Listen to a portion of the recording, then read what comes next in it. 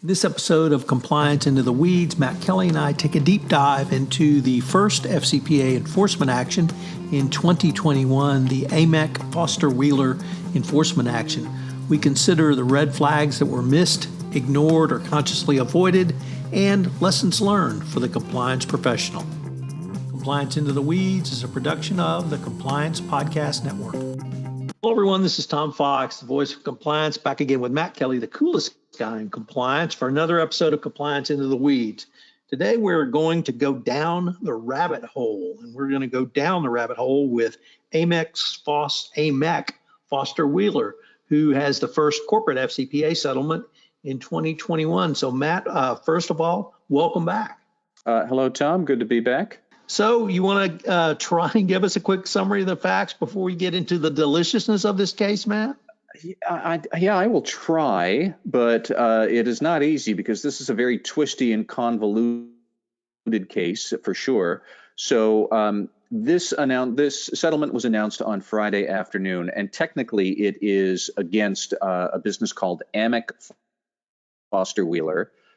The root company involved here is Foster Wheeler, the engineering design firm for the energy sector. But Foster Wheeler was in the 2010s acquired by Amec, which then subsequently was required by a British company called the John Wood Group. So technically, the John Wood Group reached a settlement with British, American, and Brazilian regulators, paying a total of $177 million to various people.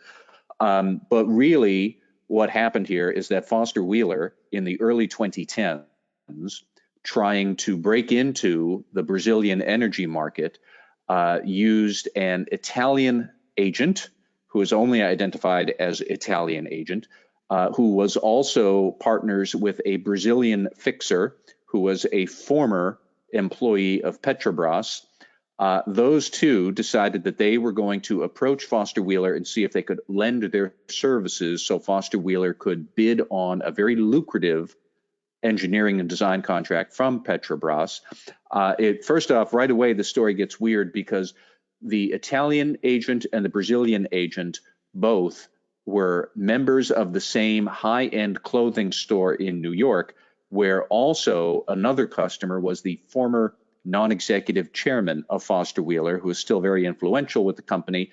And they convinced the manager of the clothing store in New York to pass along documents, confidential documents from Petrobras through the clothing guy to the Foster Wheeler executive to show that they have a legit opening to the business, and then convinced the clothing guy to set up a meet with the Italian agent and the Foster Wheeler executive. Bizarre story, I think, about how these two businesses wound up falling in league with each other. But long story short, 2011 and 2012, most of the scandal involved the Italian agent trying to insert himself into this deal. And basically, he knew he was never going to pass due diligence, said that therefore, the company, Foster Wheeler, assuming they won the contract, should pay a Monaco energy business intermediary, widely believed to be Unaoil, but not confirmed. But I don't know of any other big energy businesses in Monaco that are up to their eyeballs in corruption, like Unaoil was. So please pay them, not me, because I won't pass your due diligence, which, for the record, Unaoil didn't pass due diligence with Foster Wheeler either. We had a mess about, nonetheless, they gave the Italian guy a interim agent agreement when that violated Foster Wheeler policies, back and forth and on and on. Ultimately, the Brazilian fixer subcontracts the work to the Italian agent, and they funnel bribes to Petrobras so that Foster Wheeler could work that $190 million contract. Eventually, that all comes out, of course, by 2013 and 2014. The invoices are coming in from the fixers, which lay out no details about what they were doing, because I don't think they were doing anything other than funneling bribes to Petrobras. But anyways, we have this long and convoluted scheme that involved a $190 million contract. I think it was $1.1 million in bribes funneled to Petrobras over the course of several years in the early 2010s for ultimately what was, I think, about $17 million in ill-gotten profits. So we have disgorgement to the SEC. We have a 3-year deferred prosecution agreement with the Justice Department. We do not have a compliance monitor. And then I think they did get some credit for remediation after the fact, but did not get any credit for self-reporting because they didn't. And then we still are waiting for exactly what the SFO, Serious Fraud Office in the UK, what the Serious Fraud Office is going to resolve here, because they have confirmed they're part of the settlement, but won't say exactly how, pending court approval sometime, I think, next week. But there we go. And we have scratched the surface of the weirdness and twists and turns. But Tom, I think I got it all, but correct me if I forgot any details. Let me, you got the details, but let me see if I can add a little more color, because it's really delicious just how either head in the sand, conscious avoidance, or outright corrupt the officials at Foster Wheeler were. You named the former chairman of the board, but he passed confidential information on to the then acting CEO of the company, who passed it on to the Brazilian country manager. The Brazilian country manager originally said, we're too far along in the process and we can't use this kind of help. Pretty clear he recognized what was going on. Later, he came to Jesus and saw that this was going to be a positive for him by hook, nook, or crook. It's not reported in either the Department of Justice's criminal information or the Securities and Exchange Commission cease and desist order statement of facts. Nevertheless, the business unit, the Foster Wheeler business unit, was its UK business unit, and that's the UK angle in all of this. Their business unit is the one that signed the contract with Petrobras. The general counsel of that business unit drafted what was called an interim agreement that you correctly noted was against Foster Wheeler policy at the time. Nevertheless, the interim agency agreement was provided to the Brazilian agent, and then they were going to do ongoing due diligence on the Brazilian agent to determine if they would move forward with a formal finalized non-interim contract. That due diligence was done. The issue there was, by this time, the Brazilian country manager was told by someone unnamed in any of the documents that the reference to the Brazilian agent using the Italian agent was noted on a yellow sticky on the written due diligence forms. When that due diligence form was sent to the corporate headquarters, that yellow sticky was removed. So when it got to corporate, there was no information on the due diligence form indicating that the Brazilian agent was actually in league with the corrupt Italian agent. So we also had one statement, and I'm trying to see if I can find it, but that I think the country manager told the general counsel once again that the Italian agent had committed to paying a bribe to get this contract. So lots of specific red flags identified in both the SEC cease and desist order and the information statement of facts from the Department of Justice. And we've just focused on, as Matt said, the U.S. component of this. We don't yet have the SFO's settlement, nor do we have the court review of facts for the deferred prosecution agreement in the United Kingdom. And I must confess, my Brazilian is not good enough to know whether or not we have the Brazilian order leniency agreement as yet. So lots going on here, lots of red flags tripped, lots of internal controls overridden. And I guess I don't find this to be that long ago, Matt, because it happened between 2012 and 2014. And I think it was pretty well known at that time you couldn't pay bribes because it was a violation of the FCPA. But the other two things that are going on that I'd like to at least raise at this point that perhaps we could explore later is in 2014, Foster Wheeler, or rather Amec, AMAC, bought Foster Wheeler. In 2017, the John Wood Group PLC bought Amec Foster Wheeler.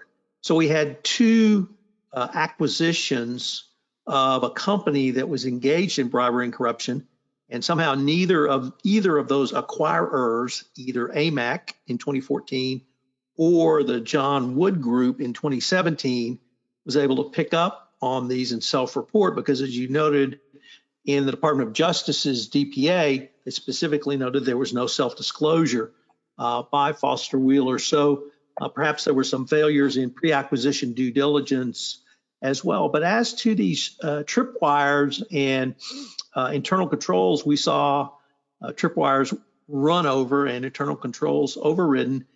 How could perhaps the 2021 compliance practitioner use this information to really set up some compliance procedures today, Matt?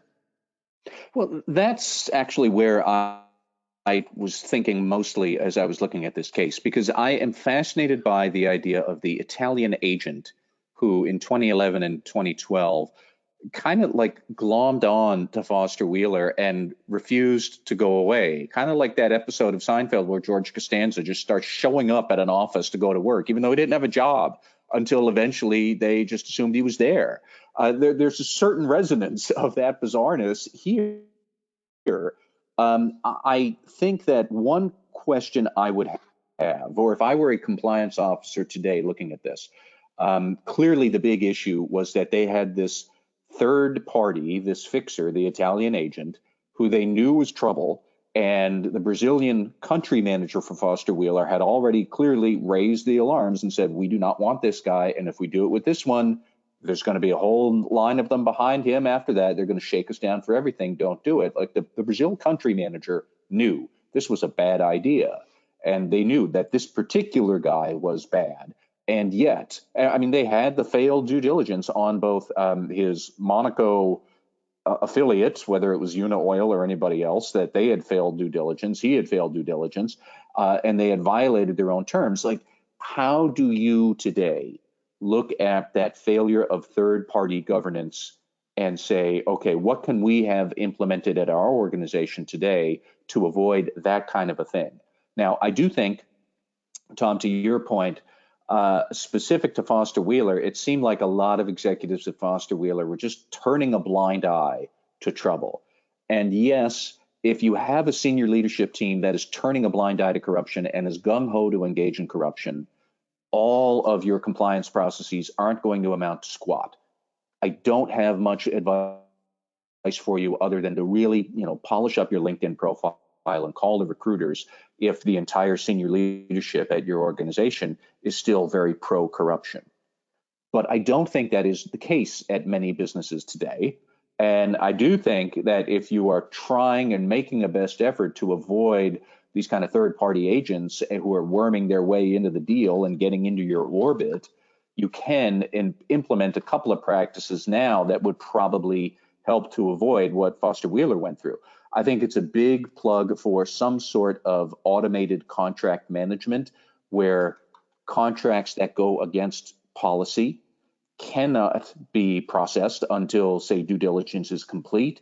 I have talked about that before. More like payments can't go out to an agent when due diligence is incomplete.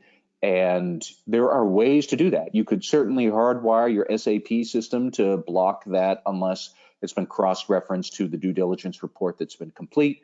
There's still a lot of companies that don't do it, but technologically, there's no reason why you can't have that.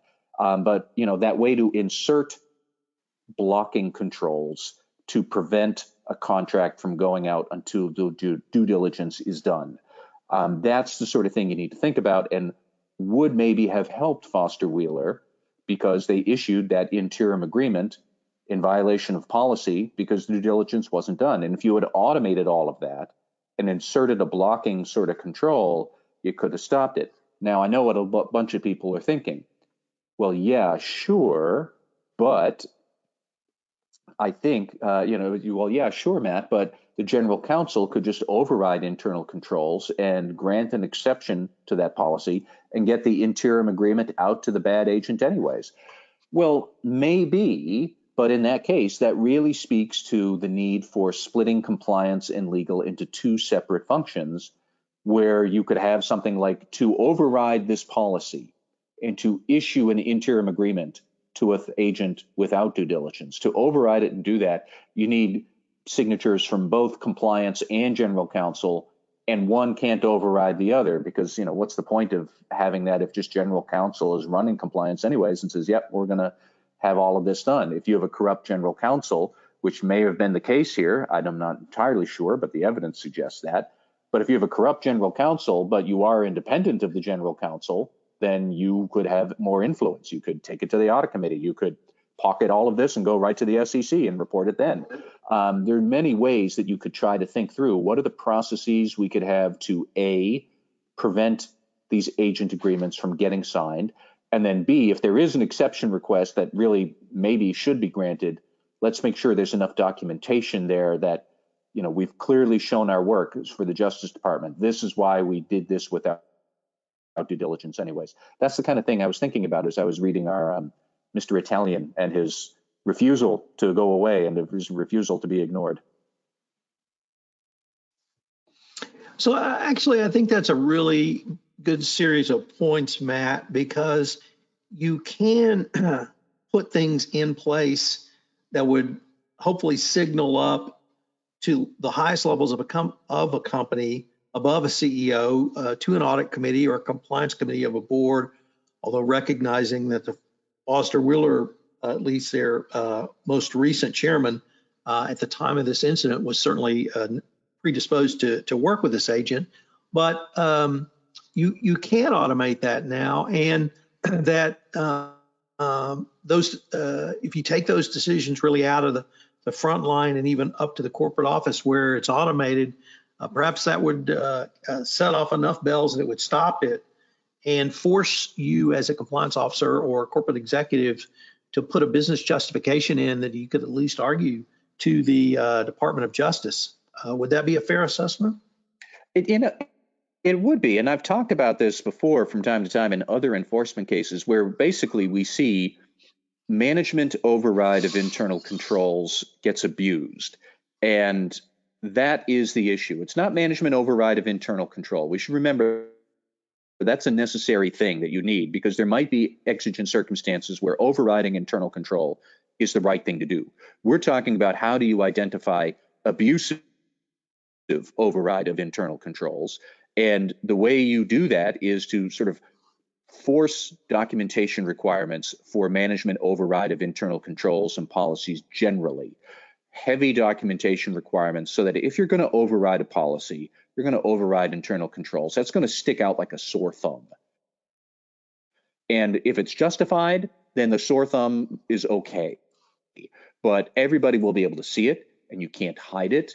And then if there is some sort of abusive, nefarious reason behind the override of internal controls, that's going to come to light much more quickly, and it'll be much more difficult to explain away to regulators, which is ultimately what we want. We want to be able to explain the good stuff and not explain the bad stuff, so you are accountable for it. But that is very true, not just here with Foster Wheeler, but I've seen it before in accounting fraud or management fudging the numbers on an estimate. And why do they do that? Just because they feel like it and they're managers and they can do it. And there's no documentation. It's always coming down to that. If you're going to have an automated policy or an automated controls and processes, that would be the ideal. There's still going to be those occasions where you might have to grant an exception, but where's the documentation to show why that is warranted? That's the sort of thing that you want to think through. I suspect, I hope, that if you have that strong enough policy and documentation requirement, that would scare away the more, I suppose, just corrupt executives who are looking to commit some sort of a fraud. If they know they're going to have to explain things and it might look as bogus as their motives are, then maybe they'll stop doing whatever it was they're trying to do. That's my big takeaway with the Foster Wheeler case. Everything else going on, subcontracting to an agent who had already been nixed by your due diligence, we've seen that before. That was, I think, in the Panasonic case. Not reporting, poor acquisition due diligence, we've seen that before. Certain themes in this case are interesting, but they're not new. But what struck me as really telling and just instructive was this perpetual third-party insistence on he's going to worm his way into this deal come hell or high water. And sure enough, he did. How do you get these people away from you? What's the processes you want to have in place so that they can't penetrate the deal? That's where I would be looking if I were a compliance officer. We're going to take a short break, and we'll be right back.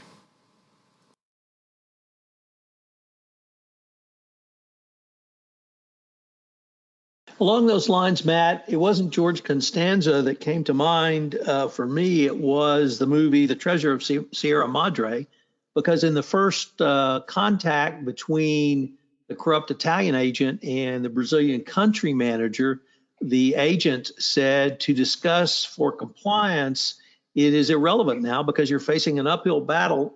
I translated that as to compliance. You don't need no stinking compliance. But the Brazilian country managers report to his superiors in Houston really articulated as well as I have ever seen why you don't want to engage in bribery and corruption, which was the following, quote, if we do it in one project, we will be bullied to do it in all projects by him and others, end quote. So the country manager on the ground knew exactly what the company was getting into by agreeing to this. I think one question I have about this case, which we don't know from the details and facts disclosed so far, is what then happened to let the Brazil country manager sort of go along with this. Shortly after all of these emails went back and forth in late 2011, early 2012, Foster Wheeler did get the contract, but then the Italian agent started communicating with the Foster Wheeler's Brazil manager at his personal email address rather than the Foster Wheeler email address. So what happened there? Basically, I'm curious to know who sold out Foster Wheeler and reported this to the Justice Department. Was it the tailor in New York? Because I wonder what that guy was thinking as he's passing confidential documents. But clearly somebody somewhere brought this to the Justice Department's attention because there was no self-disclosure of it. And I'm curious to know, how did that all come about? How did people who knew that this was a stinky deal ultimately decide to go along with it anyways? Tom, I think your point is well taken, that it seems like a lot of the senior executives were determined to do this. And if you have corrupt intent at the senior ranks, like I said before, it is very hard to make compliance systems work well in that environment. So that's a separate case, but I'm hoping that in the modern times, we're a bit less corrupt in corporate ranks these days, and maybe people are taking good business more seriously. Then maybe compliance officers have a bit more breathing room to put in systems that are actually going to work and do the job. So, Matt, as to how the Department of Justice received this information, I guess I went to perhaps another source, which was actually the Brazilian prosecutors. In their in-depth investigation into Petrobras, they could have well uncovered this and passed that information along to the DOJ. I think several enforcement actions actually started in that manner. And at that point in time, sort of 2014 to 2016, maybe even 2017, the Brazilian prosecutors were actively investigating Petrobras, and they were literally in daily contact with their colleagues at the Department of Justice over multiple matters. So it really didn't surprise me that something would come out of the Petrobras investigation or yet another case out of Petrobras. And I guess maybe the final lesson, I have to throw this out, Matt, is, if you're going to go high-end men's clothing shopping, just go to London and Savile Row. Don't go to New York.